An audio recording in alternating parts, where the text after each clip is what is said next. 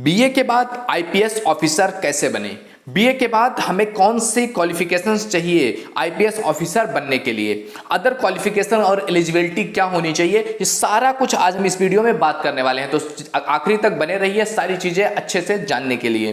तो सबसे पहली बात, सबसे इंपॉर्टेंट चीज कि सबसे पहले आपको बीए कंपलसरी है, या आप भी जानते होंगे, हर कोई जानता होगा कि आपको आईपीएस का एग्जाम देने के लिए ग्रेजुएशन कंप्लीट करना होता है।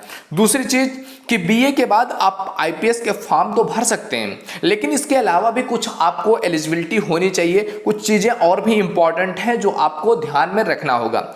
जैसे कि मैं बात कर लूं एज की, कि आपकी उम्र कितनी होनी चाहिए। अगर आप भरना चाहते हो आईपीएस का फॉर्म तो आपकी उम्र कितनी होनी चाहिए? तो उम्र आपकी 21 से 30 वर्ष के बीच में होनी चाहिए। अगर आप आईपीएस का फॉर्म डाल रहे हैं तो आपकी उम्र कितनी होनी चाहिए? 21 से 30 वर्ष के बीच। ये जनरल के लिए है। अगर आप एससी या एसटी से आते हैं तो इसमें आपको 5 साल एक्स्ट्रा मिल जाते हैं, 5 ईयर आपको एक्स्ट्रा मिलेगा।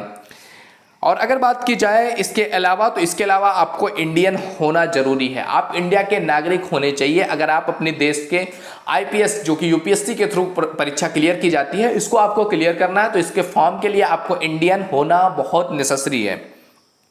इसके बाद बात कर लेते हैं कुछ फिजिकल क्वालिफिकेशंस की, कि आप अगर आईपीएस का एग्जाम दे रहे हैं तो आपको ये सारी फिजिकल क्वालिफिकेशंस क्लियर करनी होंगी। वो कौन कौन से हैं? अगर आप मेल हैं और जनरल कैटेगरी के हैं तो आपकी हाइट की बात की जाए तो हाइट आपका 160 सेंटीमीटर होना चाहिए। 165 सेंटीमीटर आपका जनरल कैटेगरी में हाइट होना चाहिए। और अगर आप एससी या एसटी के मेल हैं या ओबीसी के मेल हैं तो आपकी हाइट 160 सेंटीमीटर होनी चाहिए।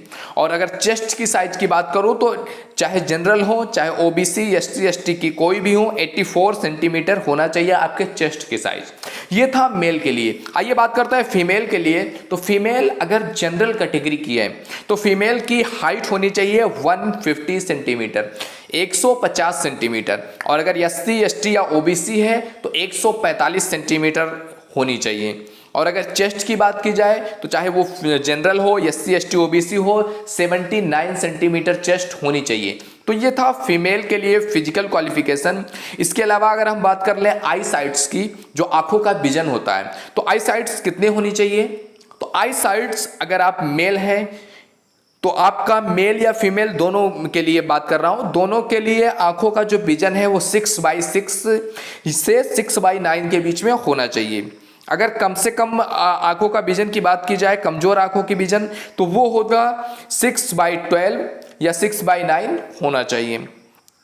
तो ये सारी अगर योग्यताएं आपके अंदर है तो आप आईपीएस का एग्जाम दे सकते हैं। आप अगर ग्रेजुएट हैं और ये जो जितनी भी फिजिकल चीजें बताई गई हैं ये सारा आप क्लियर कर रहे हो तो आप आईपीएस का एग्जाम दे सकते हो। अब आइए मैं बात करता हूं आपसे आईपीएस के एग्जाम की प्रोसेस क्या होती है।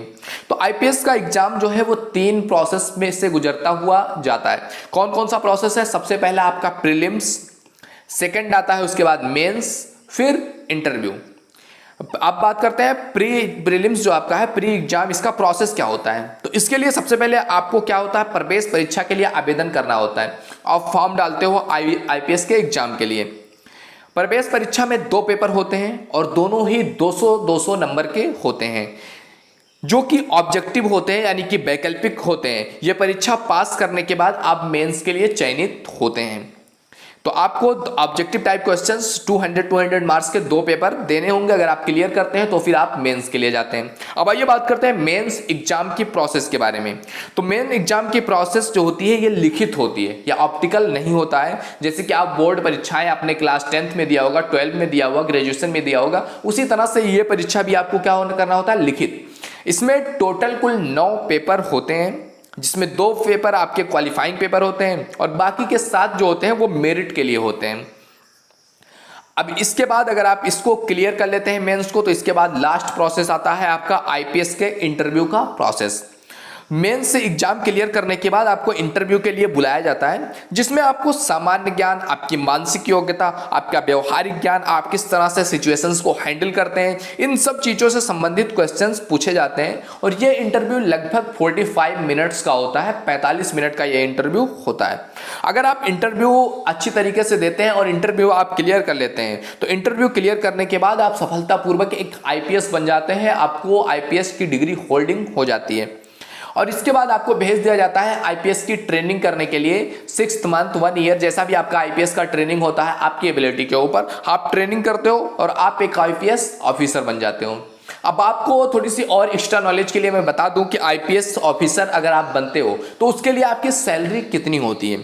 तो देखिए दोस्तों, जो आपका आईपीएस ऑफिसर्स का जो लेवल है, क्योंकि हर जगह थोड़ा लेवल होते हैं, 1st, 2nd, 3rd, 4th, इस तरह से हर सेक्टर में लेवल होते हैं। तो आईपीएस में जो लेवल है वो आईपीएस ऑफिसर्स के पोस्ट हैं। सबसे पहला DSP, ASP, SSP, DIG, DGB. तो इस तरह से 5 सेक्टर्स में बटा होता है आईपीएस ऑफिसर्स की पोस्ट, जो कि जिनकी सैलरीज की मैं बात करूं तो एवरेज सैलरी 50K से लेकर के 250K, यानी कि 50,000 से लेकर के 2.5 लाख के बीच इनके सैलरीज रहते हैं। तो ये था आपको आईपीएस बनने का पूरा प्रोसेस। अगर आप बीए भी कर रहे हो तो आप आईपीएस बन सकते हो। अपने अंदर आपको हौसला रखना है, यू कैन डू समथिंग, आप कुछ बेस्ट कर सकते हो। तो अपने अंदर भरोसा रखिए, अपने आप को इस तरह से तैयार कीजिए कि आप किसी भी चीज को करने के लिए एबल रहें। तो आई होप आपको वीडियो अच्छी लगी होगी। वीडियो पसंद आए तो लाइक जरूर कीजिएगा। अगर आप चैनल पर पहली बार आए हो ना, एक बार जाकर के विजिट जरूर करना। मैं नहीं बोल रहा हूं कि आप तुरंत सब्सक्राइब करो, एक बार जाकर के विजिट जरूर करना। अगर आपको उसमें वैल्यू मिल रहा है तो सब्सक्राइब करना। मिलते हैं आपसे अगले वीडियो में, तब तक के लिए जय हिंद, जय भारत, थैंक यू।